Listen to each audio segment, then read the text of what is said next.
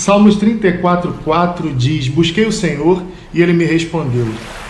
E glória a Deus por isso. Ele sempre responde quem busca. Não existe milagres em festas que Jesus não foi convidado.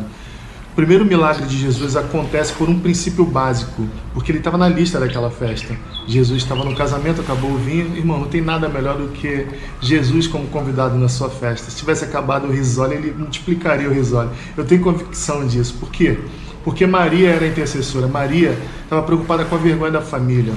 Por que Maria insiste com Jesus para que faça o milagre?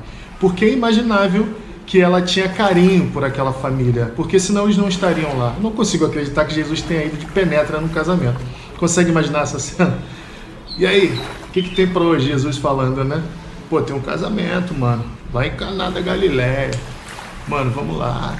Não, Jesus foi convidado. Edmar, eu não estou entendendo o que isso tem a ver com Salmos 34. Vou explicar. Tem milagres que a gente ainda não viveu porque ainda não convidou Jesus para entrar. Salmos 34 diz: eu busquei o Senhor e Ele me respondeu. Tem respostas que a gente ainda não recebeu porque não buscou no Senhor. O salmista diz: eu busquei e Ele me respondeu, e Ele me livrou de todos os meus temores. Os que olham para Ele estão radiantes de alegria. Os seus rostos jamais mostrarão decepção. Porque esse pobre homem clamou e o Senhor o ouviu e o libertou de todas as suas tribulações. O anjo do Senhor é sentinela ao redor daqueles que o temem e os livram. Então provem e vejam como o Senhor é bom e como é feliz o homem que nele se refugia. A palavra está deixando claramente que se você buscar, Deus vai te dar a resposta e vai enviar anjos ao seu redor. E você não vai ter mais temor. É normal ter medo? É natural. Isso faz parte de quem a gente é, da nossa natureza humana. Agora, o que não é normal, um ser sobrenatural parar por uma questão que é plenamente natural. É natural ter fome? É. O que não é natural é a gente acreditar que Deus não pode prover sobre nós. Olha o que o salmista diz: eu nunca vi o justo mendigar o pão ou a sua descendência passar fome. Filipenses 4,19: Deus suprirá todas as necessidades de vocês, segundo as suas riquezas em glória.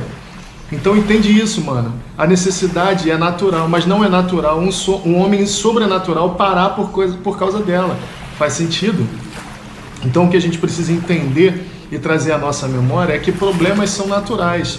Depressão natural, ansiedade é natural, crise no casamento, tudo isso é natural. Você não é um alienígena se está enfrentando isso. Começa do púlpito até o último voluntário, todos nós enfrentamos isso. O que não é natural é a gente parar por isso.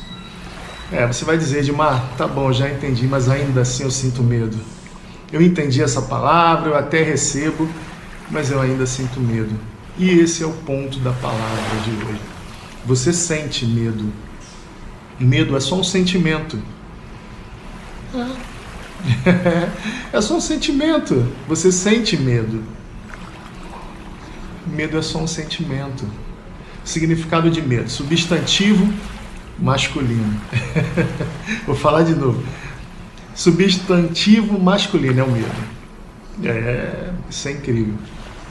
Substantivo masculino: estado afetivo suscitado pela consciência. Isso é muito forte. O medo é um estado afetivo suscitado pela consciência do perigo. Irmão, se liga nessa. O medo nasce quando a consciência do perigo acontece. Então, qual é o contraponto? O milagre nasce quando a consciência do milagre acontece. O problema é que temos mais consciência do perigo do que do milagre. Irmão, tem pessoas que, se você perguntar a quantidade de mortes do Covid, ela vai conseguir falar de forma atualizada.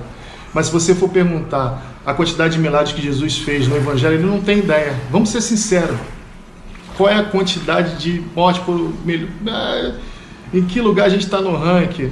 Ok, mas quantos milagres Jesus fez? Qual o último milagre que você viveu? Então, você percebe que a consciência do perigo tem parado uma igreja que deveria se mover por conta do milagre. uma consciência mais clara está diretamente ligada àquilo que eu vou viver. Se eu tenho consciência do milagre, mano, eu vou viver o milagre. Se eu tenho consciência do cuidado de Deus, eu vou me sentir cuidado. Cara, o verdadeiro amor lança fora todo medo. Vamos ser sinceros. Se o verdadeiro amor lança fora todo medo, não significa que quando você tem consciência do amor que ele tem por você, ele passou a te amar. Não, ele sempre te amou. Agora você percebe isso. É a consciência que muda a nossa história. É a consciência de que eu não sou o que o meu pecado diz que eu sou. É a consciência de que eu não sou o que os juízos dizem que eu sou, que faz com que eu me mova pelaquilo que Deus diz que eu sou, que Deus diz que eu posso. Então aquilo que você tem mais consciência determina direto naquilo que você vai viver. Medo é um sentimento. Declara aí. Medo é um sentimento. Só um sentimento. A gente tem que rebaixar o medo para um lugar que ele realmente deveria ocupar. A gente está introduzindo medo e subjetivando o medo a nossa fé. Tem gente que construiu altares com medo e todo dia de manhã presta um devocional para ele. Eu lembro de anos atrás algo parecido com isso. Tem altares chamado Covid, tem altares chamado crise financeira, seja o que for. E às vezes a gente não tem um devocional para se encher, mas a gente pratica o nosso devocional para temer. A gente olha o noticiário, a gente olha, sabe, a gente está sempre com medo. Não é lei da atração, não, é mais, sem dúvida alguma. Aquilo que a gente mentaliza e declara está diretamente ligado àquilo que a gente vive. A boca, a língua, carrega poder de vida e de morte. A gente precisa começar a abrir a nossa boca e liberar vida. Eu sou voz profética e preciso abrir a minha boca. E você também e você também precisa abrir a sua boca. Abra a tua boca e profetiza. Traz à existência aquilo que ainda não existe. A fé é tratar as coisas que não são como se já fosse. Olha que incrível isso.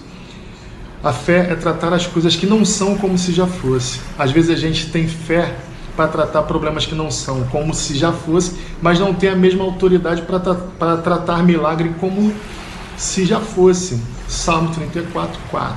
Busquei o Senhor e Ele me respondeu. Glória a Deus por isso. Ele sempre responde em busca.